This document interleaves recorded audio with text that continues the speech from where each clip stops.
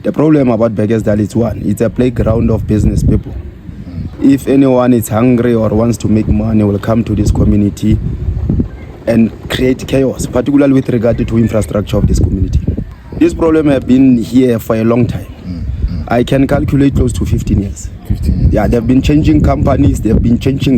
We don't know who's working here. Yet tomorrow you'll be told about this company, there is this company, but the job is the same. It's civil works. It's difficult for an elder to pass the street, particularly the road. They cannot pass. When we were from the rains, it was so very, very much difficult. The cars cannot walk, cannot move here. This whole thing has become tedious. It's tiring. We are tired and we've been complaining, but there's no one who is ready to listen to us. Mayor is not there. Our councillors are not there, and we are struggling alone. Service bill delivery is very bad. Very, very bad, because really we cannot live like this. And I'm asthmatic. You can just think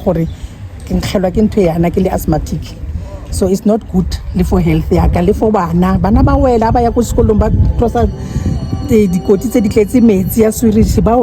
So we've been going pillar to post, but I told it too soon.